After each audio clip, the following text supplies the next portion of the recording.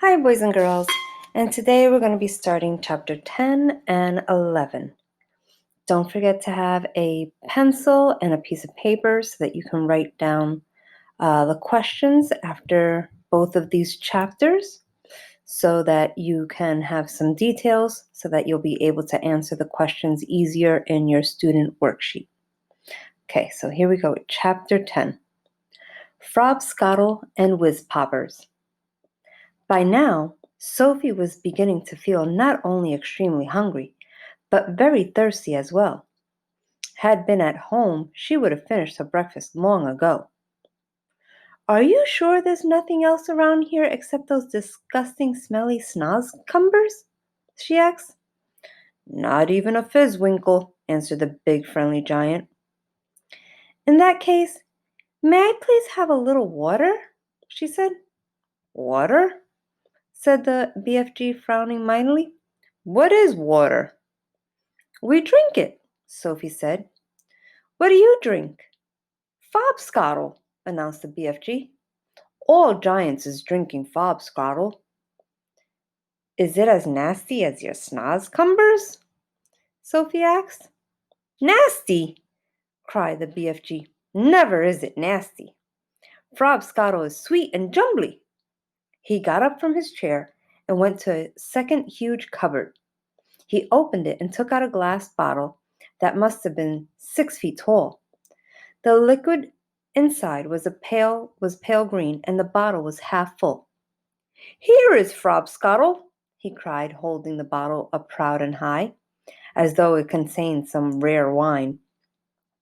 Delumptuous fizzy Frobscottle, he shouted. He gave it a shake, and the green stuff began to fizz like mad. But look, it's fizzing the wrong way, Sophie cried. And indeed it was.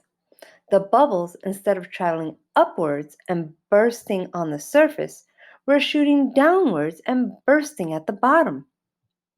A pale green frothy fizz was forming at the bottom of the bottle.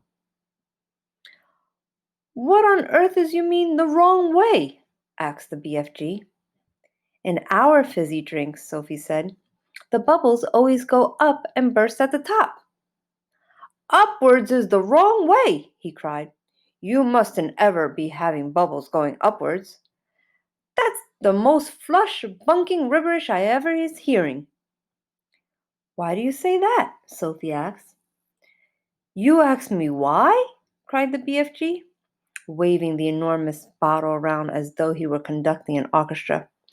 You see is actually meaning to tell me you cannot see why it is a scrawny mistake to have the bubbles flying up instead of down?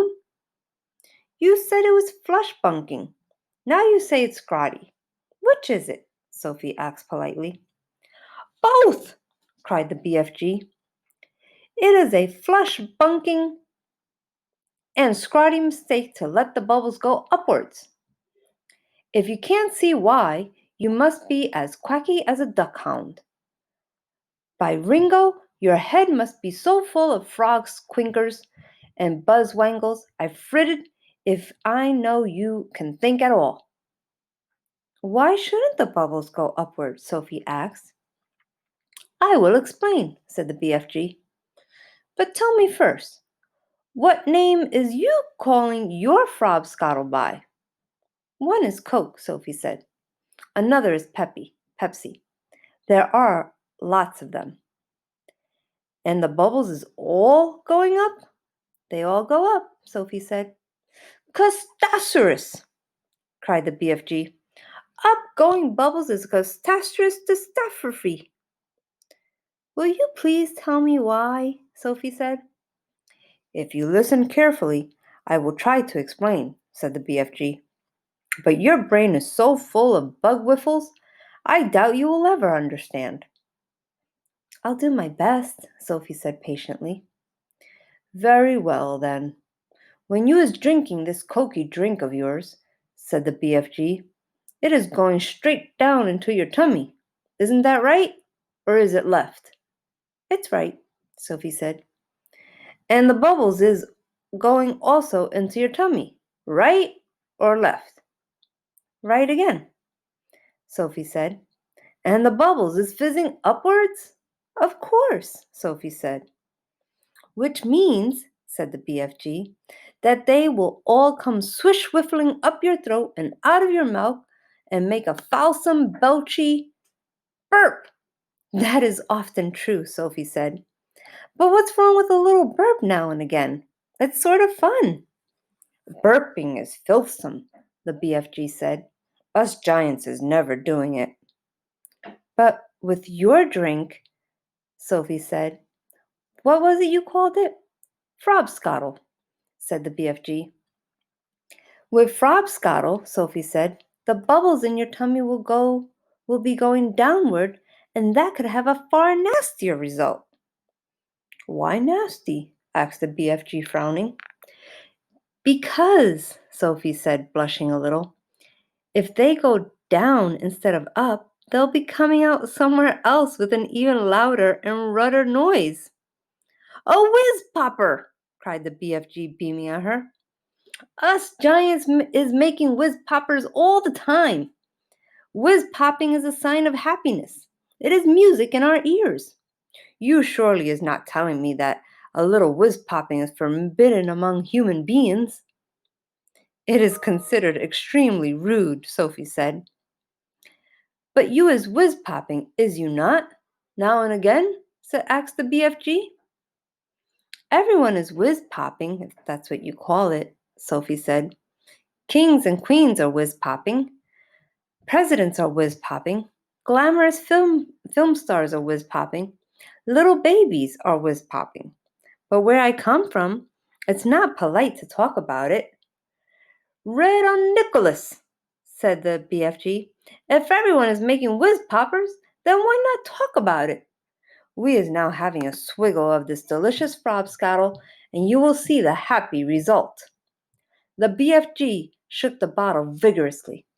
The pale green stuff fizzed and bubbled. He removed the cork and took a tremendous gurgling swig. It's glummy, he cried. I love it.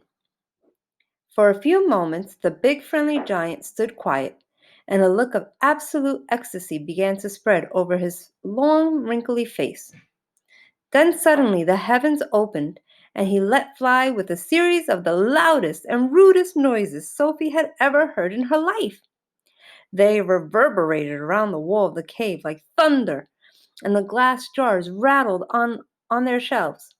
But most astonishing of all, the force of the explosions actually lifted the enormous giant clear off his feet like a rocket. Whoopee! He cried when he came down to earth again. Now that is whiz popping for you. Sophie burst out laughing. She couldn't help it. Have some yourself, cried the BFG, tipping the neck of the enormous bottle towards her. Do you have a cup? Sophie said. No cups, only bottle. Sophie opened her mouth, and very gently the BFG tipped the bottle forward and poured some of the fabulous frobscottle down her throat. And oh gosh, how delicious it was! It was sweet and refreshing. It tasted of vanilla and cream, with just the faintest trace of raspberries on the edge of the flavor. And the bubbles were wonderful. Sophie could actually feel them bouncing and bursting all around her tummy. It was an amazing sensation. It felt as though hundreds of tiny people were dancing a jig inside her and tickling her toes with their toes. It was lovely. It's lovely, she cried. Just wait, said the BFG, flapping his ears. Sophie could feel the bubbles traveling lower and lower down her tummy. And then suddenly, inevitably, the explosion came. The trumpet sounded, and she too made the walls of the cavern ring with the sound of music and thunder. Bravo! Shouted the BFG, waving the bottle. You is very good for a beginner. Let's have some more. Okay, boys and girls, we're going to stop right here so you can write down your 2 questions, so you can write your notes. The first question is, why is Sophie embarrassed about the discussion? Why is Sophie embarrassed about the discussion?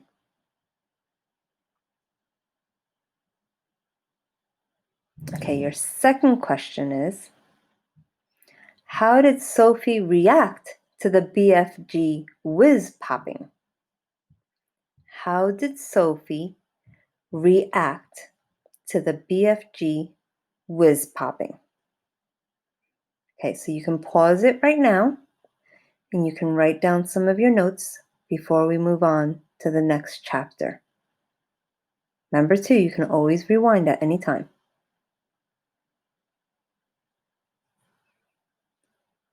Okay, chapter 11, Journey to Dream Country. After the mad frobscottle party was over, Sophie settled herself again on top of the enormous table. You is feeling better now? Asked the big friendly giant. Much better, thank you, Sophie said. Whenever I is feeling a bit scrotty, the BFG said, a few gollops of frobscottle is always making me hopscotchy again. I must say it's quite an experience, Sophie said. It's a raz twizzler, the BFG said. It's gloriumptious. He turned away and strode across the cave and picked up his dream-catching net. I is galloping off now, he said, to catch some more whoopsie-whiffling dreams for my collection. I is doing this every day without missing. Is you wishing to come with me? Not me, thank you very much, Sophie said. Not with those other giants lurking outside. I is snuggling you very cozy into the pocket of my waistcoat, the BFG said. Then no one is seeing you. Before Sophie could protest, he had picked her up off the table and popped her into the waistcoat pocket. There was plenty of room in there. Is you wishing for a little hole to peep out from? He asked her. There's one here already, she said. She found a small hole in the pocket, and when she put one eye close to it, she could see out very well indeed. She watched the BFG as he bent down and filled his suitcase with empty glass jars. He closed the lid, picked up the suitcase in one hand, took the pole with the net on the end in the other, and marched toward the entrance of the cave. As soon as he was outside, the BFG set off across the great hot yellow wasteland where the blue rocks lay and the dead trees stood and where all the other giants were skulking about. Sophie, squatting low on her heels in the pocket of the leather waistcoat, had one eye glued to the little hole. She saw the group of enormous giants about 300 yards ahead. Hold your breath, the BFG whispered down to her. Cross your figglers. Here we go. We is going right past to all these other giants. Is you seeing that whooping great one? The one nearest to us? I see him, Sophie whispered back, quivering. That is the horriblest of them all, and the biggest of them all. He is called the flesh lump eating giant. I don't want to hear about him, Sophie said. He is 54 feet high, the BFG said softly as he jogged along. And he is swallowing human beings like they are sugar lumps, 2 or 3 at a time. You're making me nervous, Sophie said. I is nervous myself, the BFG whispered. I always get as jumpsy as a jog hopper when the flesh lump eating giant is around. Keep away from him, Sophie pleaded. Not possible, the BFG answered. He is galloping easily 2 times as quickly as me. Shall we turn back? Sophie said. Turning back is worse, the BFG said. If they is seeing me running away, they is all giving chase and throwing rocks. They would never eat you, though, would they? Sophie asked. Giants is never guzzling other giants, the BFG said. They is fighting and squarreling a lot with each other, but never guzzling. Human beings is more tasty to them. The giants had already spotted the BFG, and all heads were turned, watching him as he jogged forward. He was aiming to pass well to the right of the group. Through her little peephole, Sophie saw the flesh lump-eating giant moving over to intercept them. He didn't hurry. He just loped over casually to a point where the BFG would have to pass. The others loped after him. Sophie counted 9 of them altogether, and she recognized the blood bottler in the middle of them. They were bored. They had nothing to do until nightfall. There was an air of menace about them as they loped slowly across the plain with long lopping strides heading for the BFG. "Here comes the runty one," boomed the flesh lump eater. "Ho, ho there, runty one. Where is you splatch winkling to in such a hefty hurry?" He shot out an enormous arm and grabbed the BFG by the hair. The BFG didn't struggle. He simply stopped and stood quite still and said, "Be so kind as to be letting me go of my hair, flesh lump eater." The flesh lump eater released him and stepped back a pace. The other giants stood around, waiting for the fun to start. "Now then, you little grob squiffler," boomed the flesh lump eater. "We is all of us wanting to know where you is galloping off to every day in the daytime. Nobody ought to be galloping off to anywhere until it is getting dark. The human beings could easily be spotting you and starting a giant hunt, and we is not wanting that to happen, is we not?" "We is not," shouted the other giants. "Go back to your cave, runty one." "I is not galloping to any human being country," the BFG said. "I is going to other places." "I is thinking," said the flesh lump eater, "that you is catching human beings and keeping them as pets." "Right you is," cried the blood bottler. "Just now I is hearing him chittering away to one of them in his cave." "You is welcome to go and search my cave from frack to bunt," the BFG answered. "You can go looking into every crook and nanny. There is no human beans or stringy beans or runner beans or jelly beans or any other beans in there." Sophie crouched still as a mouse inside the BFG's pocket. She hardly dared breathe. She was terrified she might sneeze. The slightest sound or movement would give her away. Through the tiny peephole, she watched the giants clustering around the poor BFG. How revolting they were! All of them had piggy little eyes and enormous mouth. When the flesh lump eater was speaking, she got a glimpse of his tongue. It was jet black, like a slab of black steak. Every one of them was more than twice as tall as the BFG. Suddenly, the flesh lump eater shot out 2 enormous hands and grabbed the BFG around the waist. He tossed him high in the air and shouted, "Catch him, man-hunger!" The man-hugger caught him. The other giants spread out quickly in a large circle, each giant about 20 yards from his neighbor, preparing for the game they were going to play. Now the man-hugger threw the BFG high and far, shouting, "Catch him, bone cruncher!" The bone cruncher ran forward and caught the tumbling BFG immediately swung him up again. "Catch him, child chewer!" he shouted. And so it went on. The giants were playing ball with the BFG, vying with each other to see who could throw him the highest. Sophie dug her nails into the sides of the pocket, trying to prevent herself from tumbling out when she was upside down. She felt as though she was in a barrel going over the Niagara Falls. And all the time there was the fearful danger that one of the giants would fail to catch the BFG and he would go crashing to the ground. "Catch him, meat dripper! Catch him, gizzard gulper! Catch him, maid master! Catch him, blood bottler! Catch him! Catch him! Catch him!" In the end, they got bored with this game. They dumped the poor BFG on the ground. He was dazed and shattered. They gave him a few kicks and shouted, "Run, you little runt! Let us be seeing how fast you is galloping." The BFG ran. What else could he do? The giants picked up rocks and hurled them after him. He managed to dodge them. "Ruddy little runt!" they shouted. "Troggy little twit! Shiverly little shrimp! Mucky little midget! Squaggy little squib! Grubby little grub! At last the BFG got clear of them all. In another couple of minutes the pack of giants was out of sight over the horizon. Sophie popped her head from the pocket. I didn't like that, she said. Phew, said the PFG. Few and far between. They was in a nasty crouching mood today.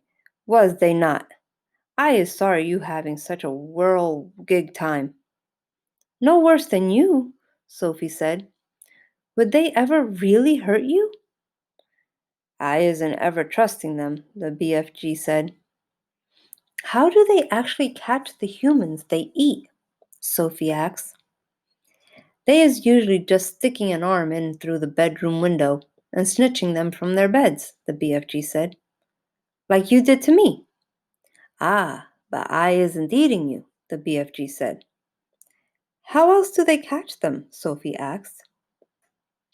Sometimes, the BFG said, they is swimming in from the sea like fishes, with only their heads showing above the water, and then out comes a big hairy hand and grabbles someone off the beach.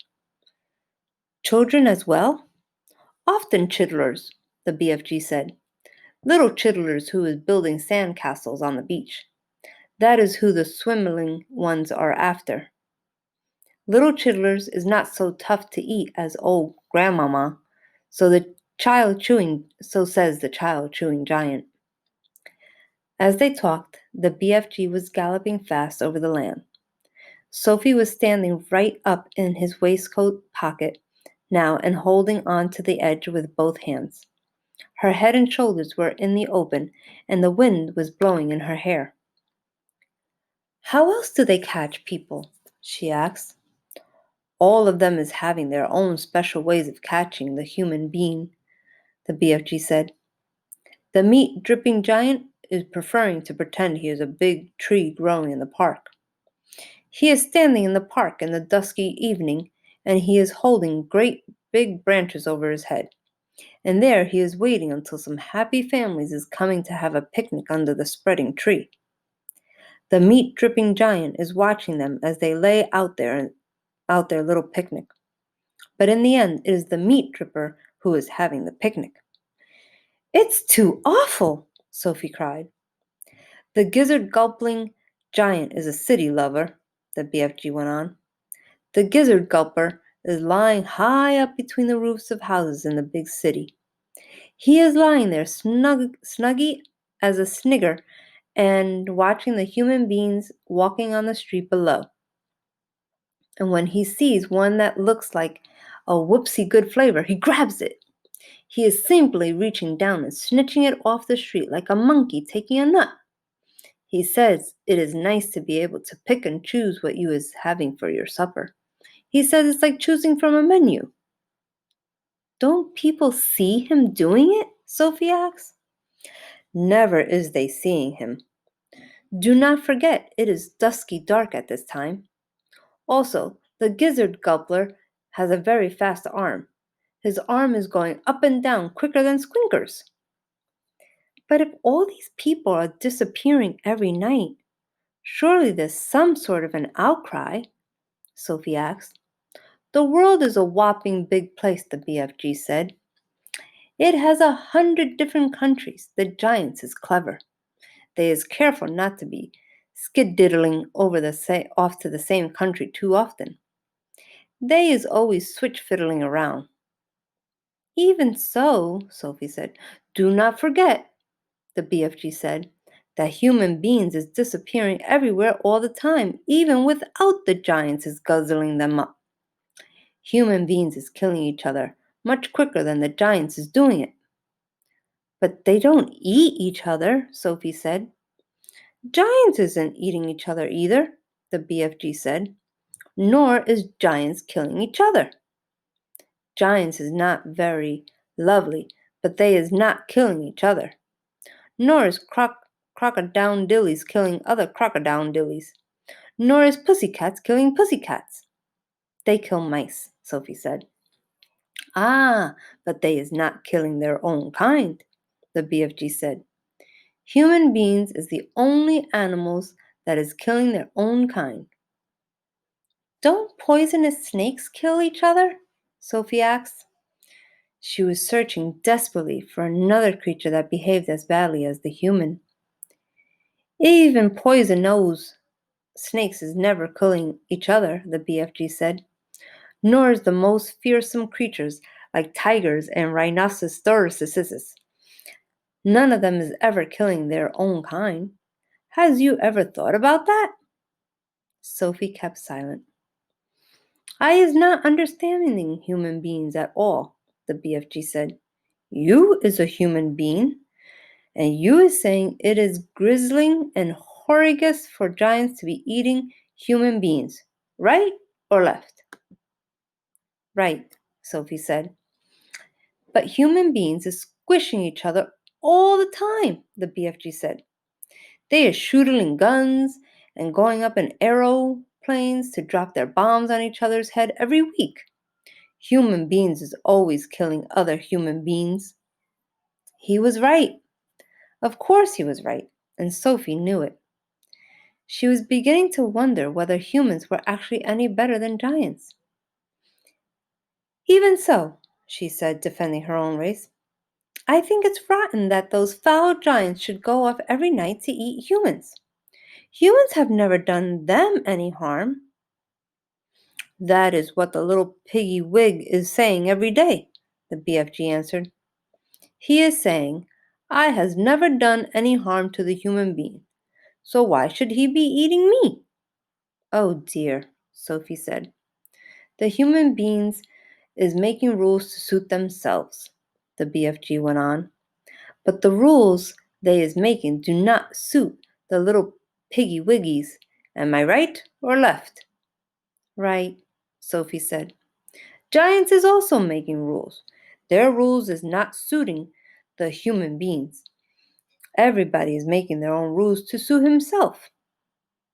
But you don't like it that those beastly giants are eating humans every night, do you? Sophie asked. I do not, the BFG answered firmly. One right is not making two lefts. Is you quite cozy down there in my pocket? I'm fine, Sophie said. Then suddenly, once again, the BFG went into that magical top gear of his. He began hurtling forward with phenomenal leaps. His speed was unbelievable. The landscape became blurred, and again Sophie had to duck down out of the whistling gale to save her head from being blown off her shoulders. She crouched in the pocket and listened to the wind screaming past. It came knifing in through the tiny peephole in the pocket and whooshed around her like a hurricane. But this time, the BFG didn't stay in top gear long. It seemed as though he had some barrier to cross, a vast mountain perhaps, or an ocean or a great desert. But having crossed it, he once again slowed down to his normal gallop, and Sophie was able to pop her head up and look out once more at the view. She noticed immediately that they were now in an altogether paler country. The sun had disappeared above a film of vapor. The air was becoming cooler every minute. The land was flat and treeless, and there seemed to be no color in it at all. Every minute the mist became thicker. The air became colder still, and everything became paler and paler, until soon there was nothing but gray and white all around them. They were in a country of swirling mist and ghostly vapors. There was some sort of grass underfoot, but it was not green. It was ashy gray.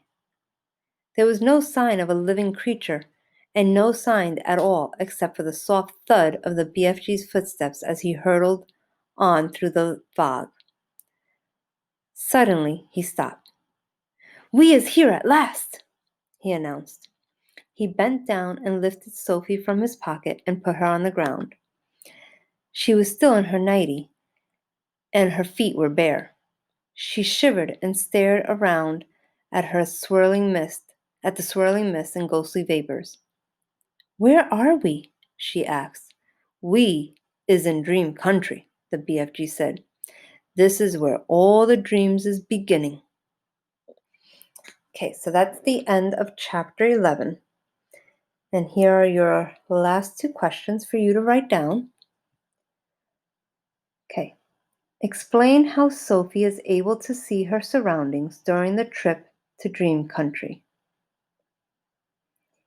Explain how Sophie is able to see her surroundings during the trip to Dream Country.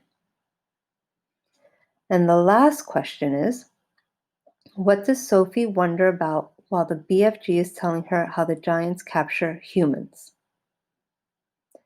What does Sophie wonder about while the BFG is telling her how the giants capture humans?